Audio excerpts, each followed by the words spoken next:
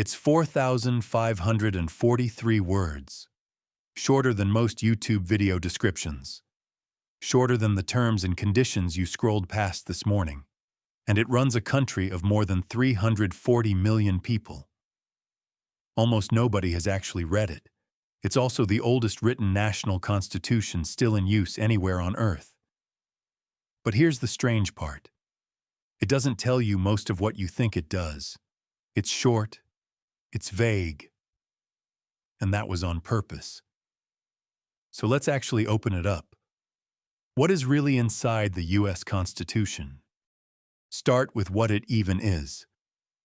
The Constitution is the supreme law of the land. Every other law in every state has to bow to it. But it is not a rulebook. It's a framework. The operating system the whole country runs on. Not the individual apps. It sets up the structure of the government and the basic limits on its power.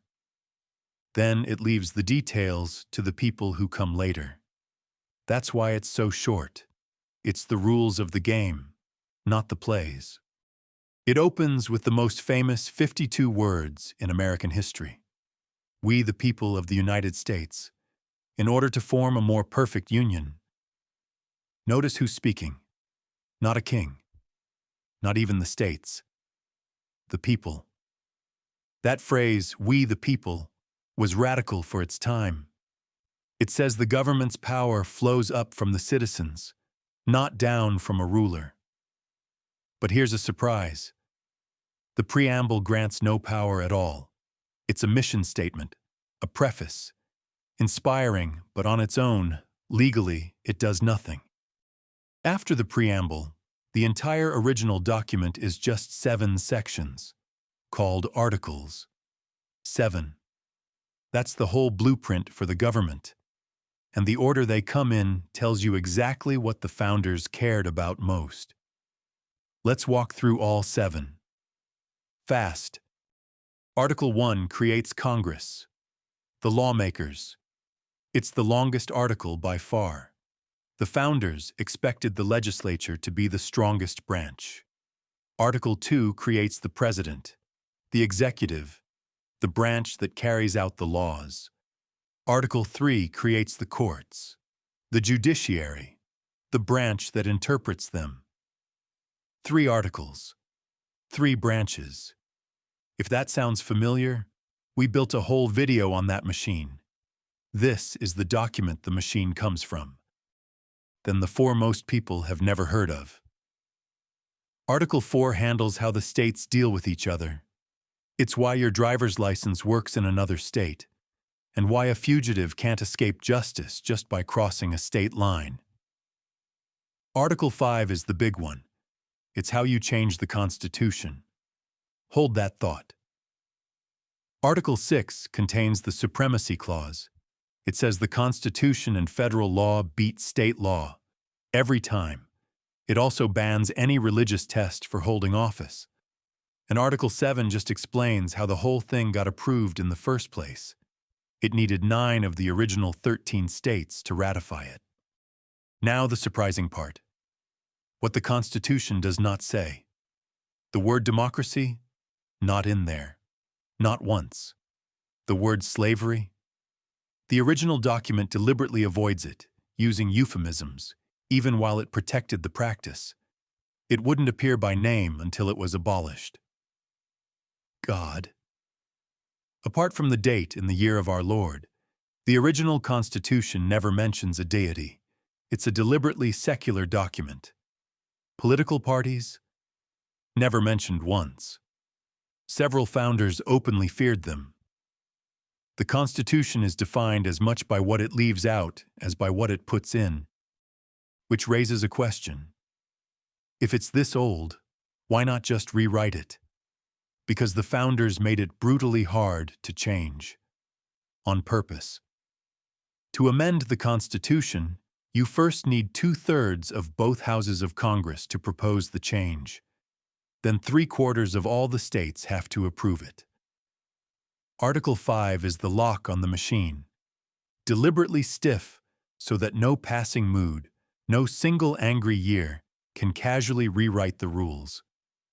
In over 230 years, it has only been changed 27 times. Those 27 changes are the amendments, and the very first 10 arrived almost immediately, as a single package. The Bill of Rights, free speech, the right to a lawyer, protection from unreasonable searches by the government. Here's the thing most people don't realize. None of that is in the original 7 articles. It was all added on. We've got a whole video coming on the Bill of Rights. For now, just sit with this. The freedoms you think of as the most American of all were an add-on. After those first 10, change came slowly. And the later amendments tell the story of the country expanding who actually counts. The 13th Amendment ended slavery. The 14th guaranteed equal protection under the law to everyone. The 15th and later the 19th extended the vote. First regardless of race, then regardless of sex. Each one a hard-won rewrite of the country's basic rules. Here's where it gets genuinely tricky. The Constitution is short and often vague. So who decides what its words actually mean today? That's the job of the courts. But even the judges disagree on how to read it. Some argue you should stick closely to what the words meant to the people who wrote and ratified them. Others argue it's a living document, meant to be read in the light of a changing country. This isn't a side debate. In many ways, it is the debate. And the document's own vagueness is exactly what makes that fight possible. So why has this short, vague, nearly impossible to change document outlasted every other one on Earth? Partly because it's short and vague. It bends without breaking. It set the frame and left the picture to each new generation to fill in. It's a user manual written in pencil, not ink. Firm enough to hold the country together. Flexible enough to change with it. So let's pull it together. A 4,000-word framework. A preamble that inspires but grants no power. 7 articles that build the government. 27 amendments, hard-won, that slowly changed who it protects. It never says democracy. It's deliberately secular. And it's almost impossible to change. It isn't a rulebook. It's the operating system the country runs on. And now you know what's actually inside it.